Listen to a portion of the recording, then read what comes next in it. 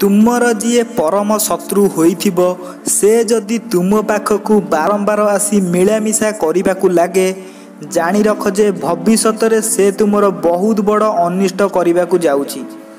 से एथिपाई आसुची जे से तुम सहित एक मिछर संपर्क गढ़ा चाहूँगी जो संपर्क रे से तुम विषय किछिटा तथ्य जानिबा चाहूँगी बा संपूर्ण रूपे तुमर कार्यकलाप विषय जानिबा चाहूँगी। से तुम सहित तार संपर्क को एपरी देखाइबा चाहूँगी जे सत्य जेपरी ताठारु बड़ सांग बा ताठारु निजर तुमर आउ केही भी नाहांती। जदि भी से तुम पाखकू बारंबार आसी तुम सह कथबार्ता होई मिलामिशा करने को चाहूँगी ताहले तमे ता सहित जेतिकी कथबार्ता बा जेतिकी काम थिबो सेतिकी ही मिलामिशा करिवो। सी भी पूरा हुशियार रे कथबार्ता हेउथिबो। आउ जदि तमे तार निजर पुराना शत्रुता को भूली ता सहित पुणी थरे संपर्क गढ़ा को चाहूच ताहले तमे जानी शुणी निजको पुणी विपद रे ठेलिबा काम करूछ।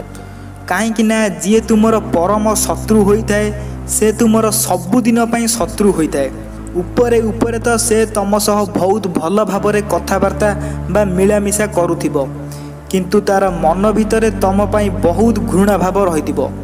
से मने मने तुमको किपरि तळुकु तळ खसाइबो सेथिपाई से सबु बेले चेष्टा करुथाए। किंतु मु आपनकु आउ गोटाए कथा कहूची जे जदि शत्रुटी विपद रे पड़ी थाए ताहले ताकू आमे समय हेले साहाय्य करिबा आमर कर्तव्य होई पारे किंतु ता सह मित्रता करी संपर्क जोड़िबा बहुत भयानक होई थाए। काहेकि ना शत्रुर भावना को पढ़िबा बहुत कष्टकर होई थाए। सेथिपाई तो कुहा जाए शत्रु जेबे घरे आसी पशिबो वास्तव रे से निश्चय अनिष्ट करिबो।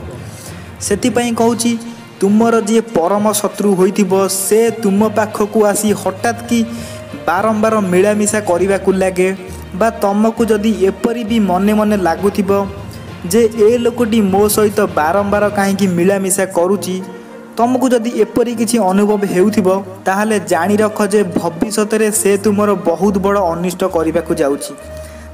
सेथिपाई तमे सबु बेले हुशियार रे चलिबा को चेष्टा कर।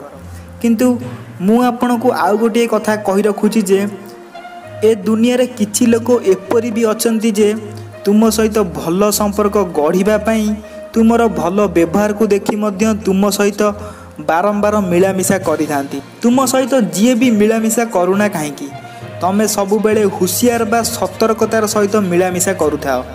कहीं ना एठारे लोक माने भल काम जेतिकी तुमर गुणगान करि नथांती सेतिकी खराब काम ही करिथांती। सेतिपाई तमे हुशियार बा सतर्कर सहित सबु बेले बंचिबा को चेष्टा कर। यही थिला छोटिया भिडियोटी भल लगे निश्चय लाइक करेंगे कमेंट करेंगे और शेयर करने भूलें कहीं आपण मानकर गोटे गोटे लाइक बा कमेंट आमको बहुत मोटिवेटेड करें भिडियो बनइबारे। आउ जदि यहीपरि सुंदर सुंदर भिडियो शुणा चाहूँगी ताले आम चैनल को सब्सक्राइब करने भूलें और पाखे थिबा बेल आइकन घंटी को दबाइदेवे जहाद्वारा मुझे भी भिडियो अपलोड करी आपण पाखक सर्वप्रथमे पहुँची पार। एति कहीकि रोची पुणी देखा एक सुंदर कहानी से जाए रोची। धन्यवाद।